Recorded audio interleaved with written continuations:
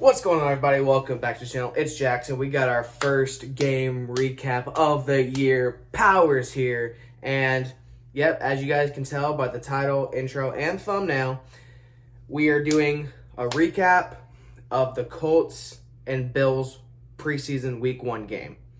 Now, for those of you that are new to the channel, this is what I like to call the Excellence Corner. I call it the Excellence Corner because nothing but excellence happens in this corner. Hence why I always talk about the Colts here. I mean, even though I'm not going to be doing that a whole lot this year because I leave for college tomorrow. So the video quality is about to go down a little bit. But that's besides the point. That's for another time. Today what we're doing is we're going to talk about the game and not really about why we lost or anything. It's pretty obvious why we lost. It was a preseason game. And Matt Barkley, he fucked up our fourth string defense. So, yeah, that's besides the point. I just want to do this one a little bit differently. I just want to talk about the things I liked about the game and just what I liked from the team. So, for the starters, they got to play a good bit. Like, about a quarter and a bit they played. And the offense was extremely shaky. But I will say, my guy, Matty Ice, I was impressed by him, even though he didn't necessarily do much. He went like 6 of 10 for like 60-something yards or something like that. And he looked very poised in the pocket. He looked like he knew what he was doing. It's just he definitely still needs time to gel with that offense. And I think that's going to happen because we've seen it the past 2 seasons. The Colts didn't get to have a preseason with their starting quarterback, and they started out slow in the last 2 seasons. In 2020 was the COVID year with Phillip Rivers. We started out slow that season. Last year with Carson Wentz, he didn't get to play in the preseason, and we started out slow because of that. So there's a time to start out slow, and it's right now. Like, the offense I saw today was like resembled the offense I saw week 1 of last season. So, not today. Like, the fucking offense I saw a few days ago. Jesus.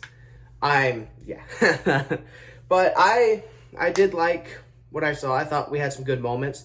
I feel like if Jonathan Taylor was playing, things would have went a little bit differently, but that's neither here nor there. There was a couple times Hines had some good runs, but you could just tell if it was Jonathan Taylor, he would have broken those for more because Jonathan Taylor was the only offensive starter that didn't play, which makes sense because it's preseason. We're not trying to have our best player get hurt. So, yeah. And there was also this one run where Nyheim Hines got stopped at the 1-yard line, and like if that's Jonathan Taylor, that's a touchdown. So, yeah. But I think once Taylor gets back in that offense, it's going to look a lot better because it's just he opens up the pass game a lot. So it's going to look a lot better. What I want to talk about is that defense, though. Like, I know there's going to be people in the comments that are going to be like, they were just playing against the secondary, bro. They could just quit being excited. I don't care. They forced 4 turnovers in the first half. Do you know how good that is? It doesn't matter who you're playing. That's impressive. Like, McLeod, he got an interception. There was, like, 2 forced fumbles. Isaiah Rodgers had one of the best interceptions I'd ever seen. He, like, mimicked what the receivers doing, then turned around and picked the ball up from Case Keenum. It was pretty incredible. I mean, I was really impressed with the defense. I think our defense is going to do really well this season. Like, Gus Bradley is coaching them up, and they're playing really well. So, that's just what I have to say about that. Nick Foles, there's a reason he's the backup. We turned the ball over only twice in the whole game, and they were both because of him. One was a strip sack, return for a touchdown, then one was an interception, which then the next play, Case Keenum threw his interception to Isaiah Rodgers. And then Isaiah Rodgers got hit in the head, and it should have been a flag. And he has a concussion now, but that's neither here nor there. I think that Nick Foles is going to stay being the backup because he's not great. Maybe once the playoffs come around and we might need him, he might be good, but we'll see. Maybe if we make it to the Super Bowl, Matt Ryan gets us up 28-3, put Nick Foles in, biggest blow in Super Bowl history. Just saying. But that's besides the point. That's neither here nor there. Someone else I want to talk about. The GOAT himself, number 4, Sam Ehlinger.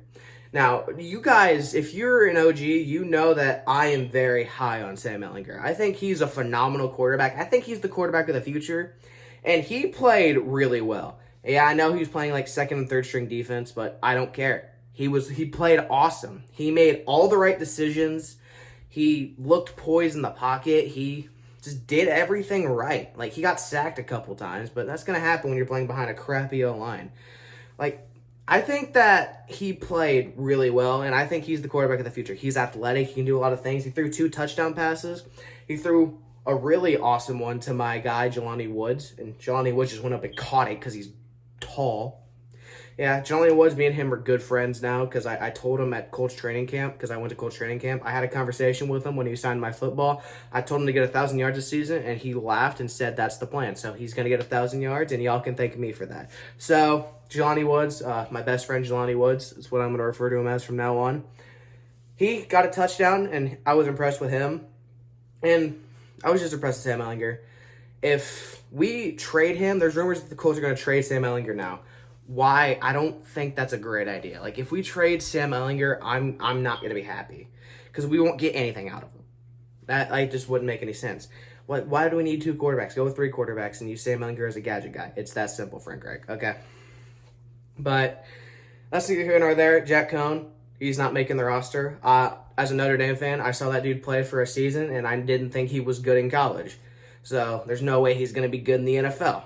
That's just how that works. But, yeah, we lost Matt Barkley. He's been in the NFL for like 10 years, so it kind of makes sense that he brought the Bills back in the 4th quarter and that they won that game off of a Tyler Bass field goal. It was a good game for a preseason game, and I wanted to win because, I don't care that it's preseason. I still want to win every game, but I wasn't mad that we lost. I'm like, it's preseason. There was a lot of things I liked, and there was things that we should improve on. Now, Jake Verdi, he's going up against Rodrigo Blankenship for the kicking job, and Verdi missed an extra point in the game, so from what it looks like, he's losing the kicking competition right now. Looks like Hot Rod might take that. When I went to camp, it looked like Verdi had that job because he was drilling like 60-yard field goals, but I don't know now because he did miss an extra point. That's not a great way to get in. Rodrigo Blankenship, he made all of his kicks. He made a field goal and an extra point, so I thought he played pretty well. So, yeah, it looks like Rodrigo Blankenship's going to probably get that job. But we'll see. I know next week the starters aren't going to play because we're scrimmaging the Lions this week in practice. And the starters are going to play in that, so we're not going to have them risk getting hurt in the game because it's going to be a pretty physical days of practice, so the starters aren't going to get reps there. So we're going to see more Nick Foles, more Sam Ehlinger, and unfortunately more Jack Cohn. So, yeah. That's basically it. I was impressed with the defense. Nick Cross played. He had a nice tackle. And I think the defense is going to carry this team again this year because if the offense plays like they did on Saturday, we have a problem. So, yeah, that's going to do it for this video. If you guys like, don't forget to like, comment, and subscribe. And turn on the bell notification. And follow everything in the description box below. See you guys next time. Bye.